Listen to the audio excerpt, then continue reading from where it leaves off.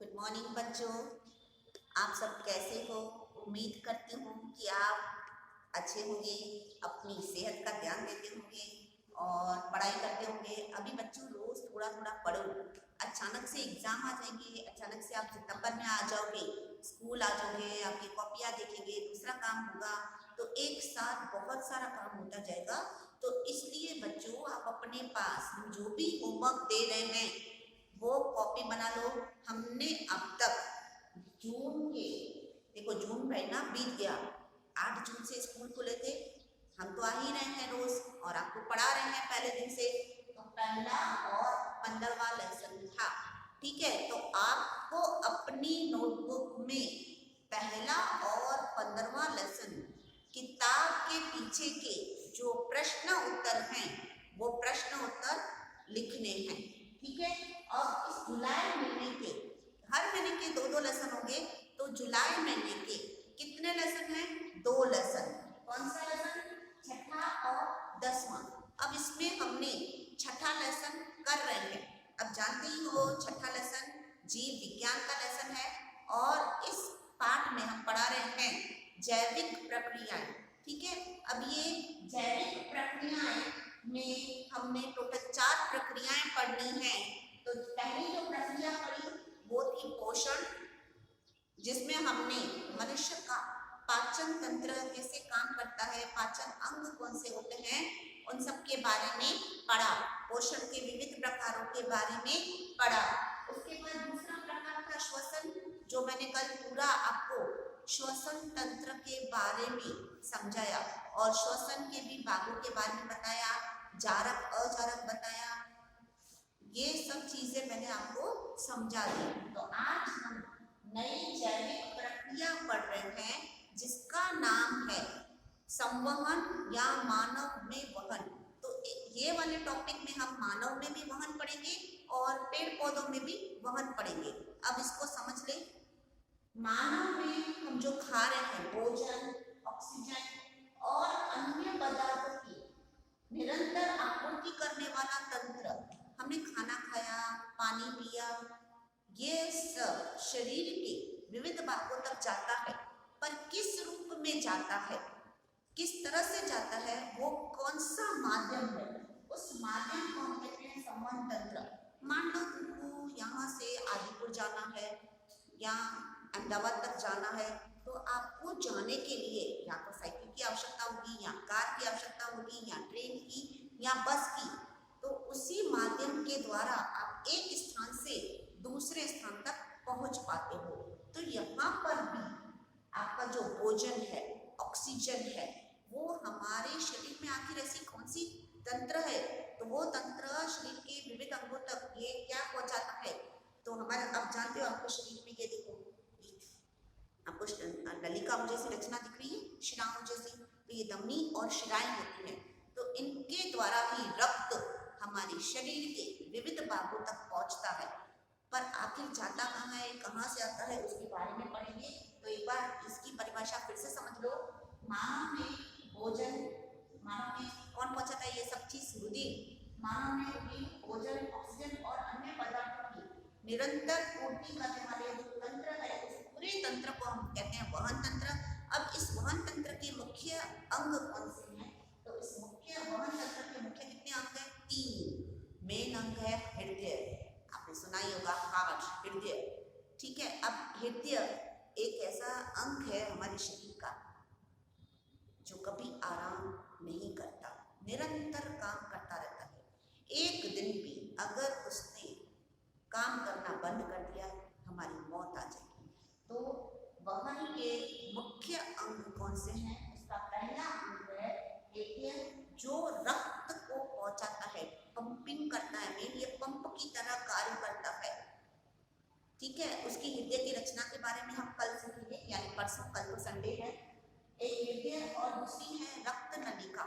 रक्त नलिका, अब जैसे देखो आपके घर में पानी आता है, ठीक है, पानी टंकी के अंदर होता है, पर उस टंकी के पानी को ऊपर की टंकी तक ले जाने के लिए क्या होती है, मोटर चालू करते हो तो नल पाइपलाइन के द्वारा ऊपर पहुंचता है। तो ये जो पाइपलाइन है, तो हमारे शरीर में भी ऐसी बहुत सारी पाइपलाइंस है, उन पाइपलाइंस को कहते हैं ये रक्त नलिकाएं भी दो तरह की होती हैं, धमनी और शिरा। धमनी क्या करती है? धमनी ऑक्सीजन वाला खून लेके जाती है और शिराएं क्या करती हैं? कार्बन डाइऑक्साइड वाला खून लेके जाती है। तो इस तरह से वहन के अंगों में पहला अंग मैंने बताया हृदय और दूसरा अंग बताया धमनी, रक्त नलिकाएं। और रक्त नलिकाओं के दो प्रकार हैं, धमनी और शिरा। तीसरा है वहन माध्यम, वो है रक्त और लसीका। अब रक्त के द्वारा आखिर रक्त है क्या, लसीका है क्या, उसके बारे में पढ़ेंगे। अब रक्त के भी दो प्रकार हैं, एक ठोस कण और दूसरा है द्रवीय अवयव। एक ठोस अवयव और एक द्रवीय अवयव। अब पहले मैं द्रवीय अवयव के बारे में बताती हूँ, जिसको हम क्या कहते हैं? प्लाज्मा।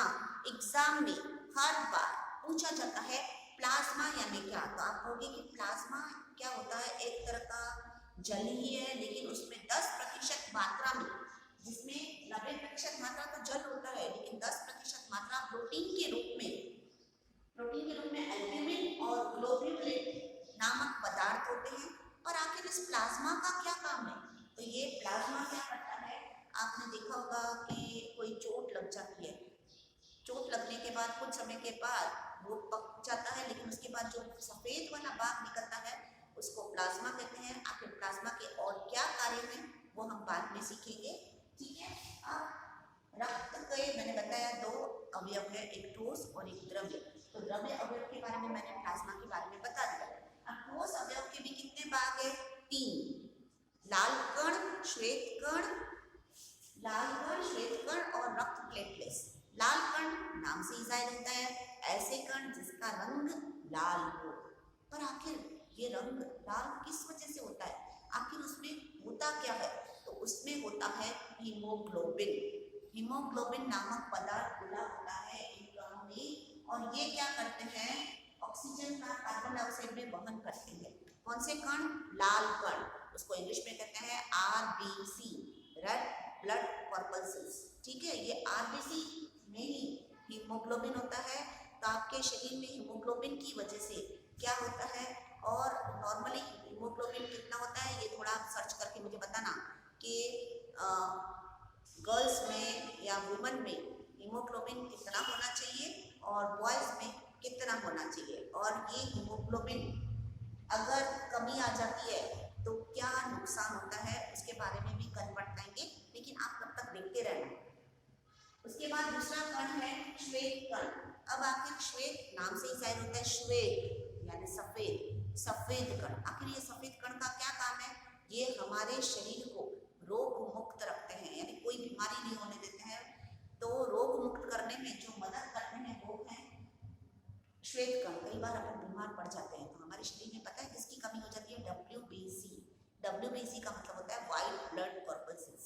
तो ये शरीर में WBC के जब अपन हीमोग्लोबिन चेक करवाने जाते हैं तो RBC, WBC ये सब गिने जाते हैं।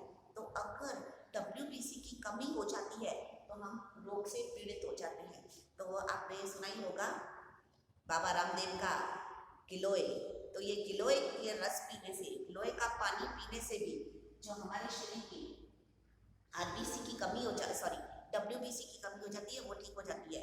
तो जैसे डेंगू का भी फीवर होता है, उसमें भी WBC की कमी हो जाती है। तो उसके लिए डॉक्टर क्या दवाई देता है? जैसे WBC की मात्रा फिर से पैदा हो जाए। तो ये बनते रहते हैं, ठीक है। अब आखिर में है रक्त प्लेटलेट्स। रक्त प्लेटलेट्स का क्या काम करता है? जैसे आपके शरीर को कोई चोट लगी, खून बहने लगा, लेकिन खून बह के फिर आपने कुछ देर के बाद देखा होगा बंद हो जाता है, फिर थक्का जम जाता है। तो इस तरह से उसके बाद फिर खून नहीं निकलता। तो खून भी रक्त का थक्का बनने में जो मदद करता है वो है रक्त प्लेटलेट्स। तो इस तरह से आपके शरीर में रक्त की वजह से ही आपका जो भोजन है, जो ऑक्सीजन है, ये सब किस में कन्वर्ट हो जाता है? फिर रुधिर में हो जाता है, फिर वो विविध अंगों तक पहुंचता है और इस तरह से विविध अंग काम करते हैं। तो आज के लिए बस इतना ही बच्चों। और आज मैंने जितना भी पढ़ाया है 1 बार, 2 बार, 3 बार देख लेना बच्चों, और फिर होमवर्क करते रहना, ठीक है। और अपना ख्याल रखना, और कल संडे है भले एंजॉय करना, पर वीकडेज में पढ़ते रहने का, ठीक है। बाय।